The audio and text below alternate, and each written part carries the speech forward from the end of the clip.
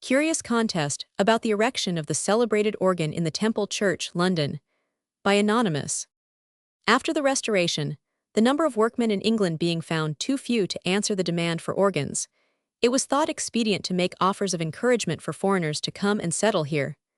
These brought PG 153 over from Germany Mr. Bernard Schmidt and Harris, the former of these, for his excellence in his art, and the following particulars respecting him, deserves to live in the remembrance of all such as are friends to it.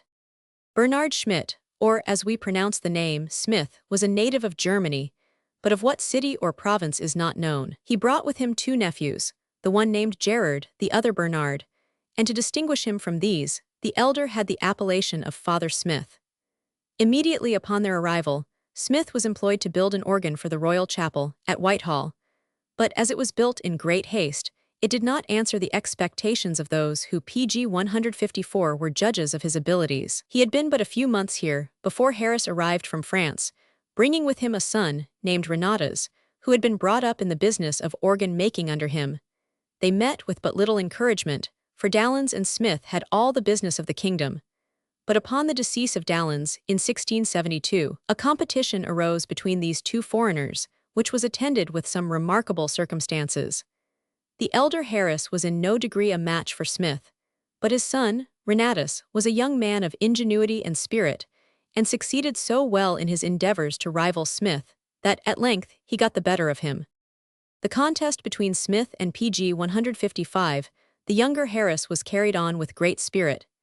Each had his friends and supporters, and the point of preference between them was hardly determined by that exquisite piece of workmanship of Smith, the organ now standing in the Temple Church.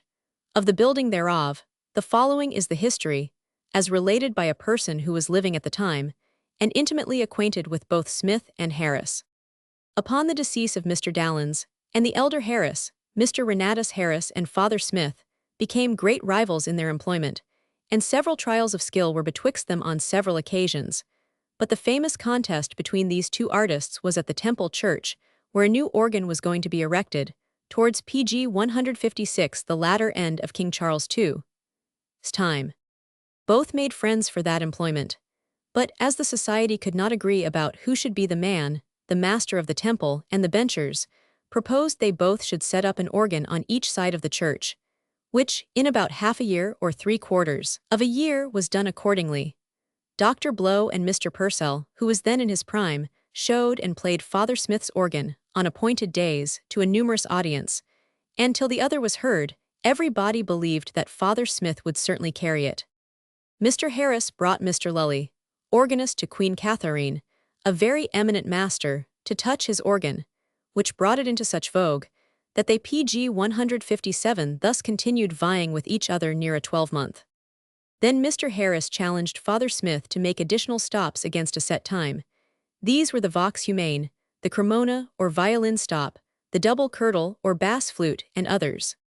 These stops, as being newly invented, gave great delight and satisfaction to a numerous audience, and were so well imitated on both sides, that it was hard to judge the advantage to either.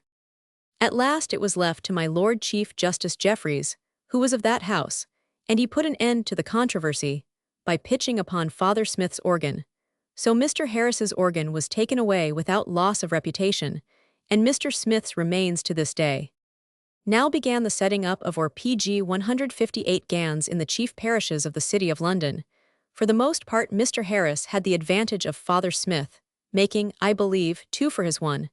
Among them some are reckoned very eminent, viz., the organ at St. Bride's, St. Lawrence, near Guildhall, St. Mary Axe, and 100.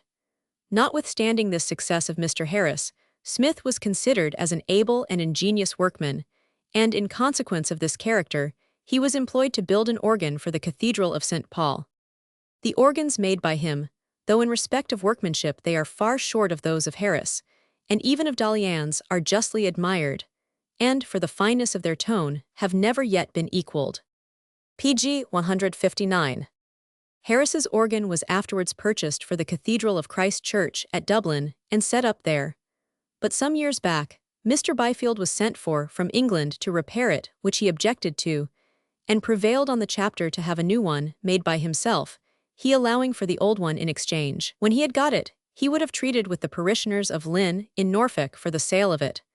But they, disdaining the offer of a second-hand instrument, refused to purchase it, and employed Snetzler to build them a new one, for which they paid him £700. Byfield dying, his widow sold Harris's organ to the parish of Wolverhampton for £500, and there it remains at this day. 1. 1778. One of two eminent PG 160 masters, then living, were requested by the churchwardens of Wolverhampton to give their opinions of this instrument, who declared it to be the best modern organ he had ever touched. Sir John Hawkins's Memoirs,